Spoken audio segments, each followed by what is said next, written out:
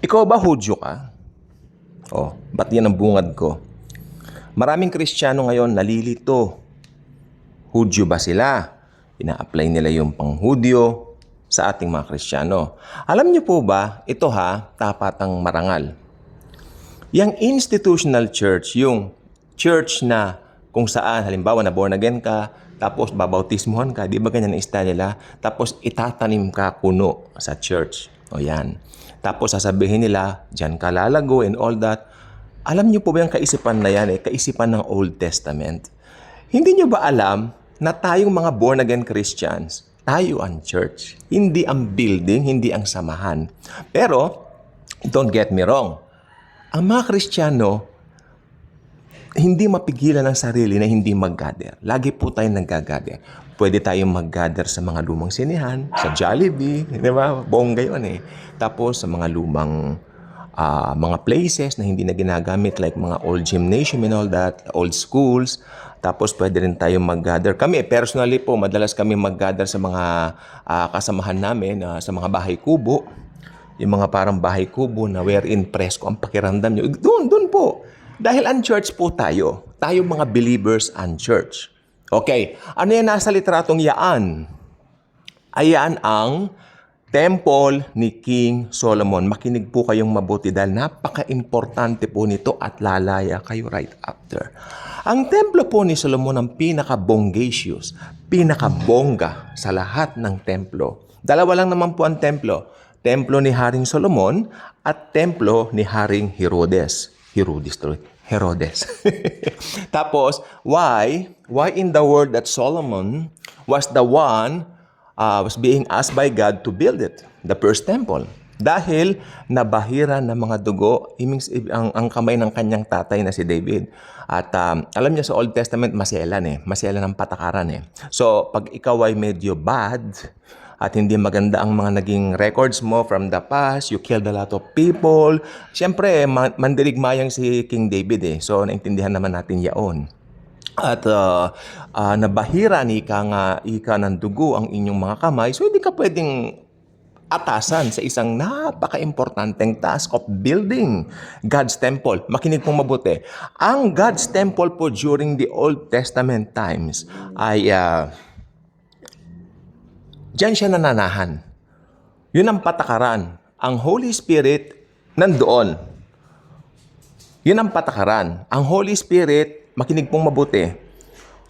Sa Old Testament, pag mabuti ka, nasa iyo. Pag bad ka, aalis. Ang Holy Spirit during that time ay pupunta at aalis. Why? Dahil yan ang kanilang covenant during that time. Hindi ganun ang Holy Spirit dahil ganun ang nature niya. No, ang nature ng Holy Spirit, sasayo siya at hindi na siya aalis. Pero bakit ganun sa Old Testament? Dahil yun ang covenant ng mga Hudyo during the old times. Paano ba nangyari ang batas? Paano ba lumabas ang batas? Ang mga humingi ng batas ay ang mga Hudyo. Bigyan mo kami ng batas o Yahweh at susundin namin. Ayan. O fine, mayabang pala kayo. Bibigyan ko kayo ng batas. So nagbago ang covenant. Tandaan nyo, bago ibigay ang 10 Commandments, grace po ang lakaran noon. Diba? Tingnan po ninyo Isipin nyo. Basahin nyo po ang Bible. Maski reklamo ng reklamo yung mga tao. Diba? Dahil ang covenant noon ay grace at wala pa yung 10 Commandments na yan, hindi nagagalit ang Diyos sa kanila. Pinagbibigyan sila. Hindi po ba? Tingnan nyo, inispare pa sila sa Egypt, iniligay sila sa place na kung tawagin ay Goshen. That's grace. Inispare ka. Pero mga tao mayabang, bigyan mo kami ng batas. Nagbago na. Nagbago ang covenant ng Diyos sa kanila. Nagbago rin ang trato ng Diyos sa kanila. Dahil sinunod lang ng Diyos yung kanilang puso. At tingnan po nyo nangyari. Yung unang commandment na ibinigay ni Yahweh o ni Jesus. Si Jesus po si Yahweh. Don't get confused. Si Yahweh po yun si Jesus, hindi pa nagkatawang tao. Yung binigay ni Jesus, kanalan po natin, kay Moses na first commandment, huwag kang gagawa ng anumang ribulto. Yan ang unang ginawa ng mga Israelita. Nainip sila. Wala pa si Moises. Bla bla bla, chu chu chu, etc. etc. Sabi ng Diyos, bumaba ka na, Moises. Nagwawala na yung mga tao sa ibaba. gumawa ng guya. Nakita ni Moises, sa galit ni Moises, yung 2 tipak ng bato na ibinigay ng Panginoon sa kanya, itinapon niya, inihagis niya. At sa galit din ng Panginoon doon sa mga lumabag sa unang utos, nadedo silang lahat. 3,000 ang nategi. 3,000 tegi. Dedo. Yun. Palpak pumalpak. Unang commandment pala, humingi-hingi kayo ng batas Tingnan nyo, kasalanan nila, humingi sila, gagawin daw nila. Kasi meron silang pagmamayabang na piling nila, mapli-please nila ang Lord. Ganyan po ang idea ng temple.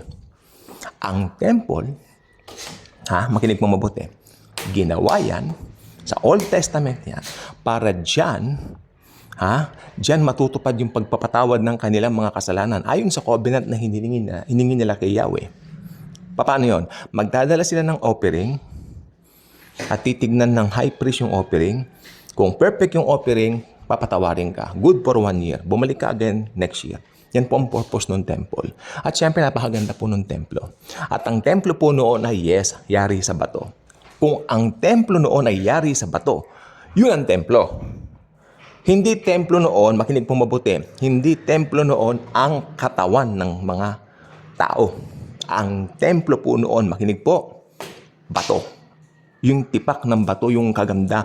Napakaganda po ng templo ni Solomon. Believe me. Sabi ng mga Bible scholars, walang kasing bongga, walang kasing ganda. Okay?